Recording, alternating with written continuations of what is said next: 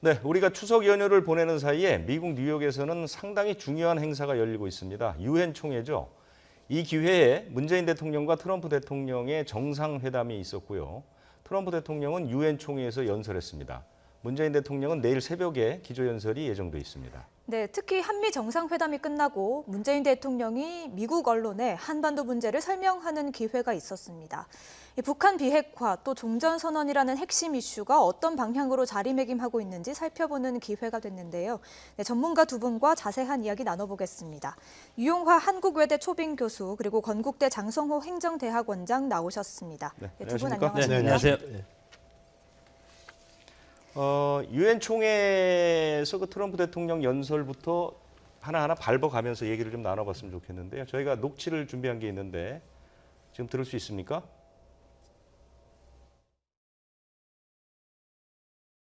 We have engaged with North Korea to replace the specter of conflict with a bold and new push for peace. I would like to thank Chairman Kim for his courage and for the steps he has taken. 예, 먼저 두 분 어떻게 들으셨습니까? 지난해 연설과는 조금 달라진 모습이었는데요. 그러니까 북미 관계가 이 비핵화 문제하고 체제 안정 보장 문제 두 가지로 인해서 교착 상태에 빠져 있었는데 문재인 대통령이 평양에 가서 정상회담을 마치지 않았습니까? 그러면서 비핵화 문제를 좀 구체적으로 끌어냈고요. 그래서 평양 선언을 끌어냈던 부분에 있어서 결국 문재인 대통령과 김정은 위원장이 합의한 내용 자체가 또 트럼프 대통령이 전달이 됐고 이런 부분들이 전향적으로 나타난 결과가 아니냐. 그래서 트럼프 대통령이 유엔 기조연설에서 김정은 위원장에 대한 태도를 완전히 바꿔서 상당히 긍정적으로 적극적으로 임했다는 것은 우리 평양 선언과 평양 정상회담이 상당히 긍정적인 영향을 미쳤다 이렇게 판단할 수 있을 것 같습니다. 우리 장 대학원장께서 한 말씀. 트럼프 대통령은 정치인이고 미국의 대통령이기 때문에 미국의 국익을 생각하게 되는 위치고 그리고 오는 11월 6일 날 미국의 중간선거가 있지 않습니까? 네. 그렇기 때문에 트럼프 대통령에 있어서 북한 문제는 상당히 큰 정치적 의미가 크다. 그래서 지금 북한 문제를 어떻게 해결할 것인가. 지난해까지만 해도 북한이 강경책으로 나왔기 때문에 미국도 마찬가지로 강경책을 쓸 수밖에 없다. 그래서 했는데 지금 1년이 지난 다음 문재인 대통령과 남북 정상회담, 북미 직접 정상회담까지 하지 않았습니까? 네. 이런 상황에서 이제는 손자병법은 그것이 있습니다. 100번 싸워서 100번 이기는 것보다도 부전이승, 싸우지 않고 이기는 것이 훨씬 효과적이다. 그런 것들이 있기 때문에 북한을 설득해서 북한의 핵을 완전히 포기하는 그런 것도 가능하겠다. 이런 것이기 때문에 지금 1년 만에 완전히 지금 돌변하지 않았습니까? 네. 이런 것들이 다 어떻게 보면 압박과 회유, 이런 트럼프의 전형적인 외교적인 모습이라고 봅니다. 네. 문재인 대통령이 남북 정상회담을 마치고 외부에 밝히지 않은 것이 있다. 이것을 가지고 트럼프 대통령에게 설명하겠다. 그래서 이제 그것이 종전선언과 관련된 것이 아니냐라는 예측들이 있었죠. 그런데 어제 미국 쪽에서는 종전선언 얘기는 사실 나오지 않았거든요. 네. 논의가 어느 정도 됐다고 보십니까? 종전선언은 아직은 미국이 협상의 마지막 카드로 지금 가지고 있는 것이 아닌가 이렇게 보고 네. 만약에 어제 종전선언이 문재인 대통령과 협상이 이루어졌다면 어제 그거에 대해서 문재인 대통령께서 발표를 했을 것이고 네. 그러나 그런 논의가 없었기 때문에 아니면 논의가 있었지만 결론을 내지 못했기 때문에 발표를 안 한 것이 아닌가 이렇게 보고 네. 저는 북한에서 얘기하는 것은 좀 전에 폼페이오 국무장관이 발언을 했지만 북한의 핵 사찰과 그리고 검증 문제 이것에 대해서 북한이 일정 부분 수용할 수 있겠다. 네. 그리고 미국에서 원하는 것은 현재 핵을 폐기하는 것까지 지금 요구하고 있지 않습니까? 네. 그래서 근본적으로는 대통령께서 김정은 국무위원장과 북한 남북 정상회담 때 사적으로 얘기한 것은 핵 사찰 그리고 검증 이거에 대해서 얘기를 한 것 같고 네. 이것에 대해서 지금 폼페이오 장관과 트럼프 대통령이 이것에 대해서 고민을 하고 있는 것이 아닌가 이렇게 판단이 됩니다. 네. 예, 교수님께서는 어떻게 보십니까? 종전 선언이나 상응하는 조치에 대해서 트럼프 대통령의 언급이 없었거든요. 어떤 의도라고 보십니까? 그거는 이제 협상 과정이라든가 아니면 북미 정상회담이 마련됐을 때 그것은 선언적이라든가 논의될 사항이겠죠. 지금은 그러나 문재인 대통령이 상당히 공감대를 형성했다 그러고요. 그리고 북한의 김정은 위원장이 평양 정상회담에서 상응 조치가 있으면 영변에 대한 핵폐기를 완전한 영구적인 핵폐기를 검토하겠다 적극적으로 네. 이런 얘기를 하지 않았습니까? 그래서 영변에 대한 핵폐기 계속해서 미국에서 요구했던 사항이거든요. 네. 근데 제일 중요한 사항입니다. 근데 상응 조치라는 얘기를 없어요. 그것은 뭐 외교관이나 일반적으로 다 이제 종전선언이다 이렇게 얘기하고 있는 거 아니겠습니까? 근데 그것을 뭐 지금 예를 들면 한미 정상회담에서 그것이 종전선언이다 이렇게 얘기할 수는 없는 것이죠. 그래서 이제 이후에 북미 정상회담 김정은과 트럼프 대통령이 만났을 때 그 문제가 논의되면서 종전선언과 어느 정도 수위에서 할 것이냐 상호 간에 밀고 당기는 부분들이 이루어질 텐데요. 지금 돌아가는 흐름을 봤을 때는 상당히 전향적으로 진행되고 있는 것이 아니냐. 그리고 가까운 시일 내에 북미 정상회담도 열리게 될 테고요.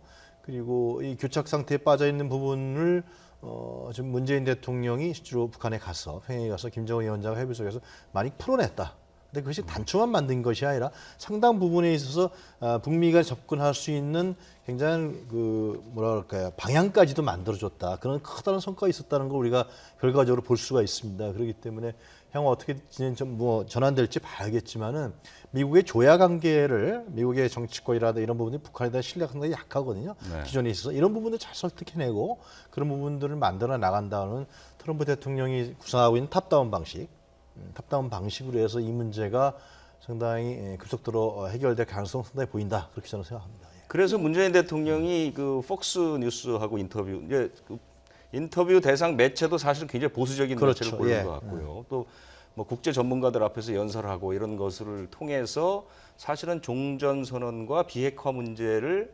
설명하는 부분을 상당히 할애를 했거든요.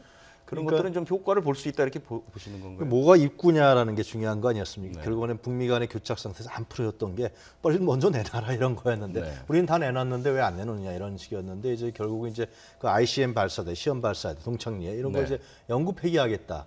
그러니까 그런 이제 뭐 인스펙션이라는 용어를 안 썼지만 실제로 전문가의 참관이라는 것은 사찰을 받겠다는 의미나 마찬가지였거든요. 그렇죠. 그런 속에서 일단 내놨고 북한의 김정은 위원장이 그다음에 이후의 과정에 대해서 얘기를 했기 때문에 문재인 대통령이 얘기하는 건 뭐냐면은 이제 그걸 내놨으니까 그러니까 이제 상응 간에 병행하는 동시적인 원래는 이제 일괄 타격인데 일괄 타격이 전체가 다 안 되니까 동시적인 병행하는 조치를 할 필요가 있지 않겠느냐. 그것은 종전선언과 또 이제 북한에서는 이제 영변 핵폐기 또 이제 좀 더 나간다면 다른 부분이 논의될 수 있겠죠. 지금 네. 뭐 미국에서 얘기하는 여러 가지 핵 문제 관련 부분들이 있으니까 그리고 또 이제 뭐 문재인 대통령이 이제 얘기한 것은 평양 연락사무 설치라든가 미 이제 전문가들 들어가서 사찰을 한다 그러면 IAEA 사찰까지 들어간다 그러면 이제 뭐 숙식이라든가 이런 걸 해야 되니까 그럼 평양 연락사무소를 두자. 평양 연락사무소를 둔다라는 것은 굉장히 급진전되는 과정들이죠. 맞습니다. 그런 과정들을 해나가자고 이제 문재인 대통령이 굉장히 구체적으로 얘기를 하고 있어요. 근데 제 생각에는 굉장히 구체적으로 얘기하고 있다는 것은 결국 김정은 위원장과 상당히 지금 굉장히 구체적으로 많은 얘기를 했다.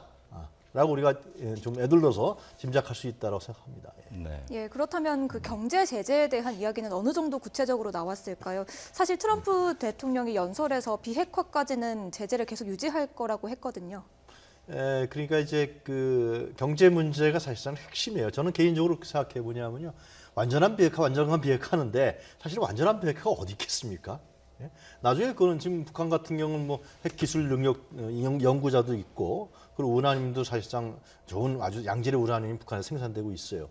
어떻게 완전한 비핵화가 형성되겠어요? 수십 년이 걸릴 문제죠. 예, 그래서 그거는 사실상 뭐 비핵화 선언을 하고 예를 들면 협상을 한다 그래도 그럼 북한이 마음먹으면 또 만들 수도 있는 거예요. 우리가 그냥 일반적으로 그냥 했을 때요. 그럼 완전한 비핵화는 뭐냐? 그냥 말씀하신 대로 경제적 자본이 들어가는 겁니다. 자본이 들어가서 결국은 국제사회의 국제 경제 속에 편입시키는 문재인 대통령이 이번에 이제 뭐 세계은행이라든가 아니면은 IMF에 김정은 위원장이 가입할 의사가 있다라는 얘기까지 전언을 했어요. 네. 그러니까 세계 경제에 편입시켜서 국제사회에 편입시켜서 국제적 자본이 들어가고 그 속에서 경제 지원이 되고 경제 교류가 되고 발전되고 그러면 당연히 이것은 비핵화가 될 수밖에 없는 그런 과정으로 가는 것이다 이렇게 볼 수밖에 없는 것이죠. 지금 그 비핵화를 바라보는 기준점이 북한과 우리나라 그리고 미국의 미묘하게 차이가 있는 것 같아요. 그러니까 어떤 것이 비핵화냐? 비핵화의 기준점 이 부분에 대한 차이는 어떻게 설명할 수 있겠습니까? 핵과 관련해서는 과거 핵, 현재 핵, 미래 핵이 있는데 네. 미국에서 지금 현재 요구하는 것은 미래 핵까지 완전히 폐기하는 그런 것들이 지금 미국에서 요구하는 것이고 네. 지금 북한에서 지금 현재적으로 핵 협상에 선제적인 조치를 하는 것은 과거 핵에 대해서 일정 부분 핵 사찰, 핵 동결 그리고 핵 폐기 여기까지는 할 수 있고 현재 핵과 미래 핵은 아직 협상을 하기는 저는 상당히 걸린다고 봅니다. 네. 그렇기 때문에 지금 트럼프 대통령 입장에서는 11월 중간 선거도 있고 앞으로 물론 다음에 재선을 하면 앞으로 5년 정도 5, 6년 더 대통령직을 유지할 수 있지만 짧은 시간 안에 북한의 핵을 미래 핵까지 완전히 제거하기는 상당히 어려운 것 아니겠습니까? 그렇습니다. 그렇기 때문에 지금 북한 핵이 상당히 문제가 있고 그 와중에 우리 남과 북의 문제도 마찬가지로 핵을 북한에 우리가 그만큼 또 핵 포기 대가로 여러 가지 북한에 또 지원을 해줘야 되지 않겠습니까? 북한의 경제적인 부흥을 위해서 우리가 일정 부분 그런 것들을 지난번에 추계 비용 추계에서도 나타났듯이 상당히 많은 돈이 들어갈 것인데 네. 상당히 방금 앵커께서 말씀하셨지만 2, 30년 걸리는 북한 핵을 폐기하는 데는 상당히 오랜 시간이 걸릴 수밖에 없다. 그렇기 때문에 지금 미국과 북한과 우리의 이런 3자 간에도 상당히 시각차가 상당히 큰데 이런 것들의 합일점을 이루기는 상당히 어려운 것이 아니겠습니까? 그렇기 때문에 이 협상의 과정이 상당히 난해하고 그리고 어렵고 언제 어디서 어떤 돌출 변수가 생길지도 모르고 이런 것 때문에 상당히 지금 위험스러운 과정이 계속 지속되고 있는데 특히 우리 내부에도 마찬가지로 북한 핵과 관련해서 상당히 보수 정당과 진보계열 정당이 상당히 지금 갈등 양상을 보이고 있지 않습니까? 마찬가지로 미국의 조야도 마찬가지로 북한 핵과 관련해서 일시적으로 해결하는 아니 완전히 북한 핵을 폐기할 것이냐 이런 시각차가 상당히 크기 때문에 네. 이런 것들을 각 어떤 개체, 각 어떤 나라들마다 이거에 대해서 어떤 중요한 안건들을 서로 합의를 해서 이것을 협상에 임하는 것이 상당히 중요하다고 봅니다. 이 문제를 가지고 잠깐 질문을 드리자면 그 문정인 교수가 얼마 전에 얘기했던 예. 것처럼 미국은 트럼프 대통령 빼고는 다 트럼프 대통령의 북한 정책에 반대하고 있다. 뭐 이런 분위기를 전했었거든요. 실제로 그건 그동안에 이제 미국과 북한 간의 협상 과정을 우리가 봤을 때 상당히 지나는 과정이었고요. 그리고 막 상당한 부분을 합의했었습니다. 실제로 뭐 1.3회라든가 제네바 합의라든가 굉장히 많은 합의했지만 그 부분들에 대한 실천을 해나가는 과정에서 계속해서 이렇게 신부적으로 바뀌었단 말이죠. 이런 부분들이 있었기 때문에 그래서 지난 트럼프와 김정은 위원장이 만났을 때 했던 얘기는 뭐냐면 동시적 일괄 타결이라는 거였거든요. 탑다운 방식의. 네. 그러니까 여러 차례 합의를 하고 했지만은 그것이 계속 어그러웠단 말이에요. 미국에서는 북한을 비난했었고 북한은 미국에서 또 제대로 이행 안 했다 그랬단 말이죠. 또 북한이 또 실제로 약속을 어기고 핵 개발을 했던 건 사실인 거고요. 또 그걸 통해 상당히 국제사회와 미국을 협박했던 것도 사실인 거죠. 그래서 미국에서는 북한에 대한 신뢰가 사실상 그동안에 북한하고 협상했던 팀이라든가 아니면 뭐 미국 민주당이라든가 공화당을 분분하고 신뢰가 그렇게 확실하지 않죠. 네. 신뢰가. 그리고 이제 국제적으로 봤을 때 동북아시아에 있어서 미국의 어떤 주도권이라든가 미국 쪽 이해관계도 상당히 우리 대한민국과는 다르고요. 그렇기 때문에 이런 부분들을 이제 풀어내는 것이 이제 중요한 것이죠. 그래서 저는 문재인 대통령이 가서 여러 가지 얘기를 하겠지만은 우리의 뭐 강경화 장관이라든가 뭐 우리 외교라인도 많은 얘기를 하겠지만 실제로 이제 새로운 흐름들을 그러니까 지금 문재인 대통령이 계속 강조하는 건 뭐냐면 김정은 위원장의 진정성이 있다라는 거거든요. 그렇죠. 분명히 비핵화를 한다 그런다. 그리고 그것을 내가 확인했고 이러이러한 메시지와 전언을 내가 한다. 이라는 얘기를 하는 거거든요. 그러니까 네. 이걸 믿고서 풀어나가자. 그러면서 이제 한반도라든가 동북아시아에서 새로운 질서와 새로운 흐름을 만들어내자라는 거죠. 그것을 이제 저는 미국에 있는 조야에게 어떤 설득할 수 있는 게 된다고 봐요. 과거에 DJ가 예를 들면 평화 비용과 전쟁 비용을 얘기하면서 선샤인 팔러스를 설득했던 거거든요. 실제로. 이번에도 마찬가지로 동북아시아 새로운 흐름을 좀 만들어 나가자. 그럼 미국의 주도권도 결국 뺏기지 않을 것이고 이런 부분들을 아마 가서 얘기하지 않을까 싶습니다. 네, 풀어나가기 위해서 새로운 흐름을 만들어 나가기 위해서 문재인 대통령이 중재 역할을 하고 있고요. 그러면 이제 북한과 미국의 대화를 해야 할 텐데 2차 북미 정상회담 이야기도 나오고 있고요. 또 리용호 북한 외무상이 유엔 총회 참석을 위해서 뉴욕에 갔습니다. 폼페이오 국무장관과 회담이 성사될지도 주목이 되고 있는데 어떻게 보십니까? 성사되겠죠. 당연히 성사될 거라 보여지고요. 아까 말씀드린 대로 이제 그럼 가장 이제 우리가 관심거리가 상응 조치가 뭐냐. 거기에 따라서 비핵화에 관련 내가 구체적인 부분들 두 가지는 내놓지 않았습니까? 예를 들면 지금 이제 ICBM 발사 시험 미사일 시험 발사 때는 연구 폐기하겠다 전문가의 참관하에. 그 다음에 상응 조치가 있으면 이제 그 항상 미국에서 요구했던 이제 영변 핵 폐기를 하겠다, 연구 폐기하겠다는 거예요. 근데 구체적으로 들어가겠죠. 그리고 이제 그런 부분이 들어가고 그다음에는 이제 로드맵이 얘기될 겁니다. 그럼 핵살찰 리스트라든가 이런 부분들을 어떻게 할 것이냐. 그럼 뭐 합의문에 못 닿을지라도 구두라도 좀 얘기를 하다. 뭐 그러한 여러 가지 로드맵들 이런 부분에 대해서 구체로 진행이 되겠죠. 그러면서 이번에 만약에 북미 정상회담이 열린다 그러면은 그 과정에서 우리가 해야 될 합의할 파이팅은 무엇이냐 이런 부분들이 협상이 되면서 진행되지 않을까 이것입니다. 네, 상응 조치로 이제 얘기를 잠깐 좀 넘어가 볼까요? 네. 문재인 대통령이 폭스뉴스 인터뷰에서 그 얘기를 했었죠. 상응 조치에 대해서 상당히 구체적으로 얘기를 하지 않았습니까? 뭐 종전선언 말고도 여러 가지를 얘기를 했는데 그거 좀 잠깐 소개를 해주시죠. 뭐 인상 깊었던 것이 물론 이제 정전선언, 휴전협정이죠. 휴전협정을 평화협정으로 이제 바꾸는 그런 이제 과정이 있어야 되는데 그러기 위해서는 먼저 전쟁을 중지하는 이제 정전협정이 먼저 선행돼야 된다는 것이고 평화협정으로 전환되기는 상당히 오랜 프로세스 과정이 필요하기 때문에 이것은 주한미군 철수라든가 그런 것들은 전혀 지금 이런 것에는 개입될 수가 없는 것이고 네. 그리고 주한미군에 대해서도 대북 억지력적인 차원에서 주한미군이 주둔도 하지만 대통령께서 얘기하는 것은 동북아 전체 안정성과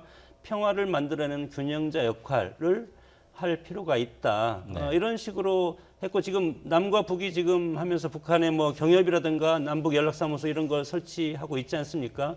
남과 북이 하는 방식 그대로 미국과 북한도 똑같은 방식으로 앞으로 연락사무소라든가 경제협력이라든가 이런 것을 똑같이 하면 네. 남과 북과의 어떤 그런 지금까지 해왔던 것을 여러 미국이라든가 이런 북미 간에도 이런 것들을 하면 북한이 훨씬 더 진정성 있게 핵폐기에 선제적으로 나올 수 있지 않나 이런 것들을 지금 촉구하는 것인데 네. 이것은 어떻게 북한과 미국이 핵 협상이 어떤 결과 그리고 핵 사찰을 그리고 검증을 어느 정도까지 북한이 수용하냐에 따라서 미국이 수용할 것이지 지금 당장 이것에 대해서 이제 대통령께서 이렇게 요구는 하고 있지만 미국의 입장에서는 이렇게 미시적인 것보다도 큰 틀로 북한 핵을 어떻게 하면 조기에 완벽하게 이것을 제거할 수 있는가 네. 그런 것들을 국민들한테 보여줘야 될 그런 정부의 책임이 있지 않습니까? 네. 이런 것이기 때문에 우리 대통령의 어떤 진정성 그리고 미국의 어떤 관심이라든가 입장 이런 것들이 약간은 차이가 있는 부분이라고 볼 수 있습니다. 네. 네, 이런 상황에서 우리 정치권의 반응도 한번 살펴볼 텐데요. 문재인 대통령이 미국 뉴욕에 가서 아주 큰 역할을 하고 있습니다. 그런데 여야의 반응이 좀 엇갈리고 있죠. 소개를 해주실까요?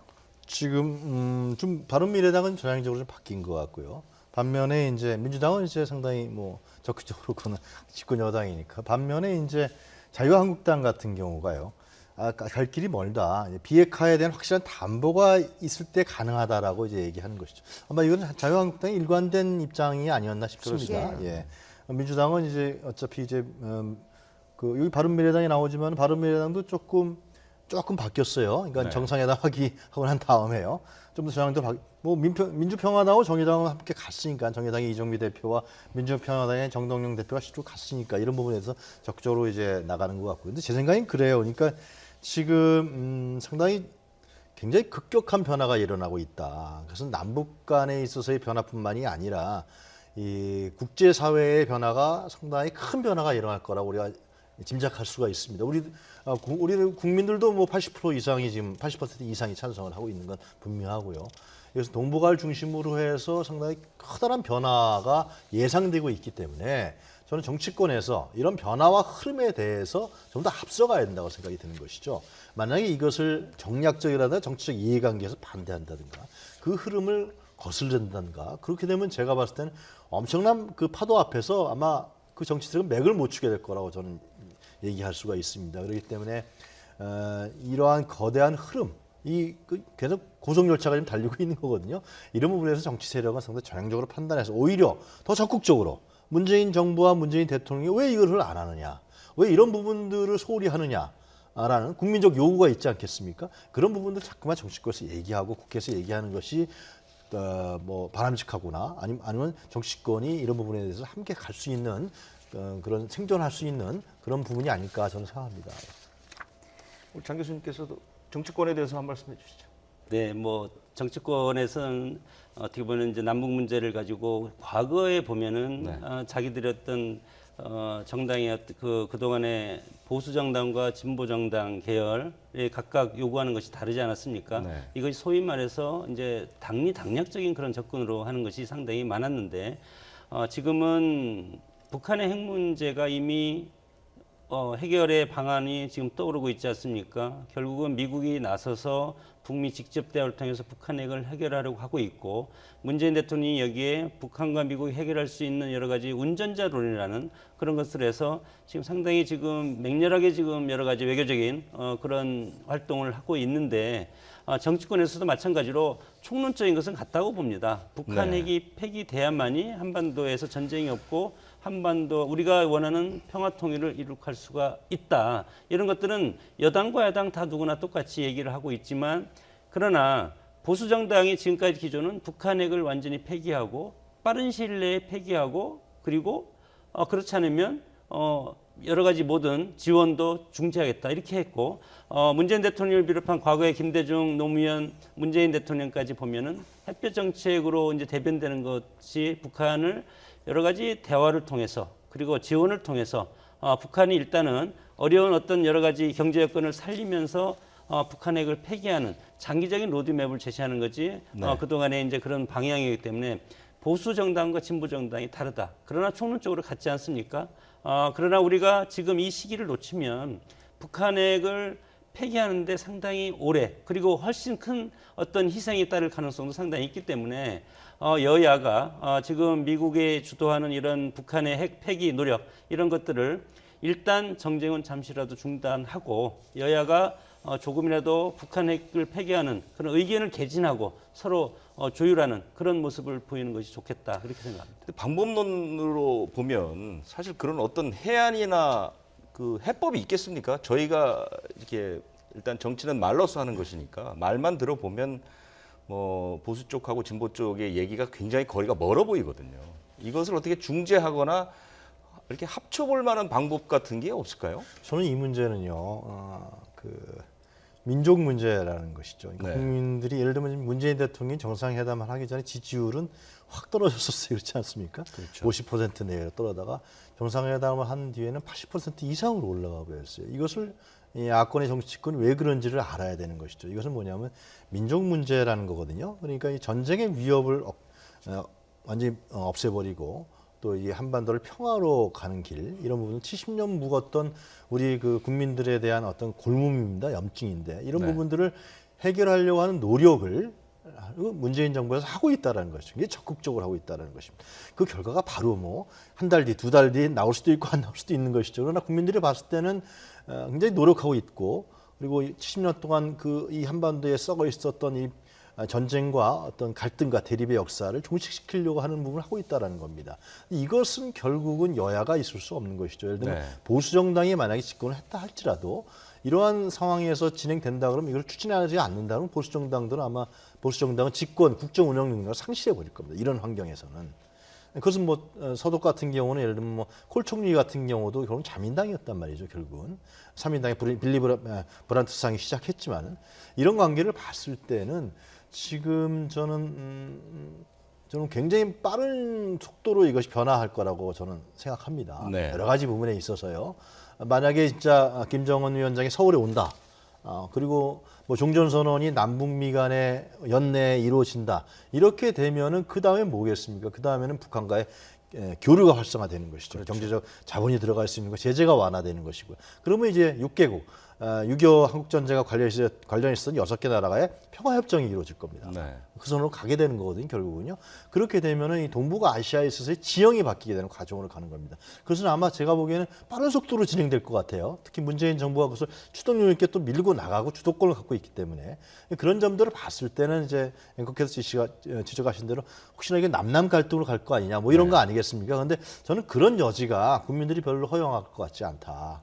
이런 거는 국민들이 강력하게 원하고 있고 또 국제적 흐름도 이렇게 바뀌고 있기 때문에 네네. 그래서 저는 보수 정당도 상당히 좀 정확하고 확실한 인식을 해야 된다. 그리고 판단도 좀 바뀌어져야 되지 않냐 그런 생각합니다. 예. 동서독의 통일도 어떻게 보면 동독이나 서독이나 내부적으로는 하나가 돼서 동서독이 통일이 된 거라고 저는 생각을 상당히 하고 오랜 기간 동안 오랜 교류가 있었죠. 30년 동안 교류가 있었고 동독하고 그리고 서독도 내부적으로 마찬가지로 하나가 돼서 우리가 통일을 하겠다. 네. 그런 정치권에서도 그런 단일된 대우가 있었는데 우리는 지금 그런 것들이 약간 지금 흐트러지고 있지 않습니까? 이것이 바로 북한의 핵 때문에 네. 독일 통일과 이제 상당히 다른 부분인데 그러나 결국은 독일 통일도 0% 육자회담을 통해서 동서독 육자회담을 통해서 독일 통일이 마지막에 완성이 됐고 우리도 마찬가지로 남과 북이 통일이 된다고 하더라도 주변 사강과 같이 해서 통일을 이루어야 되는 그런 과정을 우리가 앞에 놓여 있기 때문에 네. 정치권에서도 여당과 야당이 단일된 대우를 만드는 것이 상당히 저는 중요하다. 이것이 지금 상당히 큰 가파른 정교육회를 앞두고 여러 가지 갈등의 요소가 상당히 많지 않습니까? 네네. 북한과의 관대 핵과 관련해서는 마찬가지고 판문점 선언이라든가 이런 거 비준 문제 같은 것도 마찬가지이기 때문에 이런 것들이 해결되지 않으면 우리가 주변 강대국들이 우리를 서로 남과 북을 그리고 남에도 보수당과 진보 쪽 이런 것들을 이용할 가능성이 상당히 크기 때문에 정치권에서도 이거에 대해서 앞으로 북한 핵을 폐기하고 통일에 대한 그런 것들을 정치권 내에서 하나의 목소리로 만드는 과정이 필요하다고 봅니다. 네. 마지막으로 그 한 4시간쯤 후에 이제 문재인 대통령이 유엔 총회에서 연설을 하는데 어떤 내용이 담길지 또 우리가 무엇을 좀 주의해서 들어봐야 될지를 각각 한마디씩 하시고 마치도록 그렇게 하겠습니다. 뭐 지금껏 대통령께서 하신 말씀 중에 이제 한반도 영원한 분단 지금까지의 분단 유일한 분단국이 한반도 아니겠습니까? 네. 그리고 한반도의 평화 정착을 위한 우리 정부의 비전 그리고 중재자 역할 이런 것들을 국제사회 협조를 당부하고 그리고 북한을 비롯한 세계 각국의 인도적 지원 우리가 적극적으로 나서겠다. 그런 어떤 정부의 의지 이런 것들을 유엔 총회에서 얘기를 할 것 같고 네. 2017년 9월 22일 날 유엔 총회에서 연설하고 거의 이제 1년 만에 다시 이제 연설을 하는 것 아니겠습니까? 그렇죠. 예. 1년 동안 사실 문재인 대통령은 외교적 지평을 상당히 넓혔다고 저는 생각을 합니다. 네. 그래서 세계적인 인물이 됐는데 오늘도 마찬가지로 북미 지금 트럼프 대통령과의 그런 폭스뉴스 그리고 트럼프 대통령과의 회담 이런 거와 그리고 마지막 결정판의 유엔 총회 연설 네. 이런 걸 통해서 북한 핵을 반드시 해결해야 되고 그것도 평화적으로 해결해야 되고 그럴 때 우리는 어떤 역할을 할 것이다. 그런 것들을 전 세계에 천명하는 자리가 되리라고 봅니다. 네. 예, 마지막으로 교수님께서는 예, 한 세 문재인 가지가 될 대통령의- 거라고 네. 저는 예상하는데요. 먼저 이번에 평양 정상회담에 대한 성과와 결과를 얘기할 것입니다. 이러한 내용들이 어떤 의미를 갖는 것이 그리고 국제 평화의 의미에 있어서 국제 질서의 변화에 대해서 어떤 의미를 갖는지를 설명할 테고요. 그다음에 아마 김정은의 진정성에 대해서 다시 한번 얘기하지 않을까 싶습니다. 그러니까 네. 그냥 추상적으로 얘기하는 것이 아니라 근거를 갖고 아마 이러이러한 전언을 했고 이러한 의지가 있다. 그리고 이러한 부분을 합의했다. 라는 얘기를 할 거라고 생각이 들고요. 그렇기 때문에 국제사회가 북한을 이제는 적대적인 어떤 그런 고립적 국가라기보다도 이제는 같이 좀 갈 수 있는 그런 포용적인 그런 부분으로 국제사회가 좀 손을 내밀어야 되는 거 아니냐라는 생각이 들고요. 그 다음에 이제 이 북미 관계라든가 한반도에서 평화가 진전되기 위해서는 유럽의 지원도 상당히 중요합니다. 유럽 국가들의. 그래서 향후에 북미 정상회담이라든가 이런 내용에 대해서 국제사회가 좀 지원도 해주고 성공적인 결과를 할 수 있도록 좀 함께 좀 노력하자. 그것이 네. 바로 한반도의 평화가 국제사회 평화다. 이런 부분을 강조하지 않을까 여겨집니다. 네, 알겠습니다. 네, 지금까지 유용화 한국외대 초빙 교수 그리고 건국대 장성호 행정대학원장 두 분과 함께 말씀을 나눴습니다. 고맙습니다.